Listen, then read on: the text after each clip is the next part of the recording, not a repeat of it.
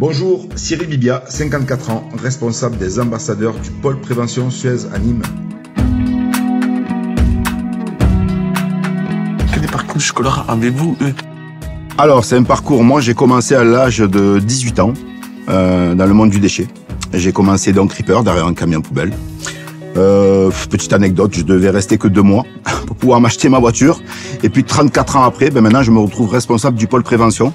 J'ai fait ripper pendant 2 ans. Après, j'ai été conducteur de BNA ordures ménagères pendant une 30aine d'années. Et maintenant, je me retrouve responsable du pôle prévention. Et tout à l'heure, à l'heure de la visite, vous nous avez parlé de pôle prévention. J'aimerais bien savoir précisément ce que ça signifie. Le pôle prévention est en place depuis, on va dire, juin 2023. Donc, c'est tout frais. Ce pôle prévention, on appelle dorénavant pôle prévention parce qu'en fait, Nîmes est en marche d'un appel à performance, un marché à performance. Et aujourd'hui, on se doit, comme je le disais tout à l'heure, d'aller voir les anomalies constatées. Encore une fois, c'est les chauffeurs des camions poubelles qui nous remontent tout ce qui est indice, tout ce qui est anomalie de secteur. Quand on voit un conteneur, par exemple, de tri sélectif qui est mal trié, eux, automatiquement, ils appuient sur un bouton. Ça nous envoie l'adresse de l'usager. Et nous, on se déplace chez l'usager pour lui expliquer pourquoi sa poubelle n'a pas été collectée. Pour différentes choses. Ça peut être beaucoup d'erreurs de tri principalement. Et nous, on est là aussi pour aller les rencontrer, pour leur donner des mémotris pour que justement le tri sélectif soit mieux fait. Aujourd'hui, en fait, nous avons le but, c'est d'avoir 8 ambassadeurs qui sont dédiés sur la commune, sur Nîmes, métropole, pour sensibiliser principalement les usagers. Sensibiliser à quoi? Sensibiliser à mieux trier, tout simplement. Aujourd'hui, nous sommes rentrés dans un appel à performance, un marché à performance, et aujourd'hui, donc, nous allons faire du PAP. Ce qu'on appelle du PAP, c'est du porte-à-porte, où nous allons sensibiliser les usagers pour justement que les usagers trient mieux leurs déchets. Trouve-t-on facilement un emploi dans votre branche? Oui.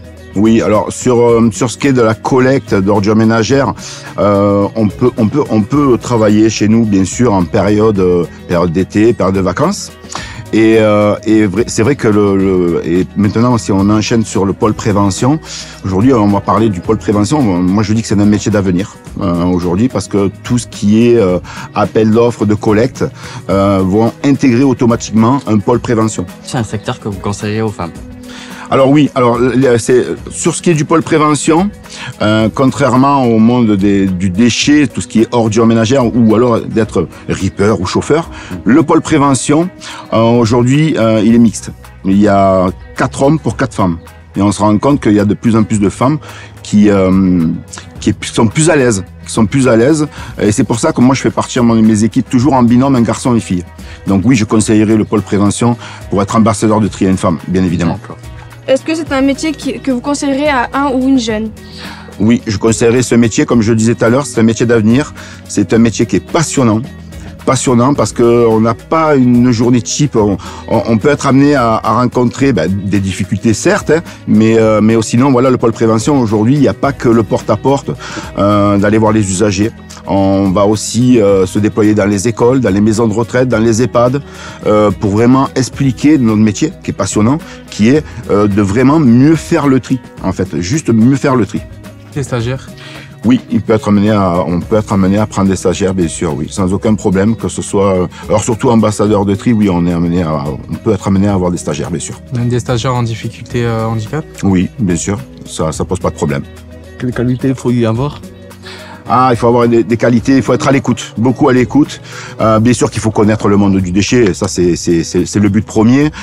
Savoir toutes les règles du tri sélectif aussi, mais ne pas être timide. J'allais dire ne pas être timide et voilà, vraiment aimer discuter, aimer le dialogue. Surtout ça, c'est la principale qualité première.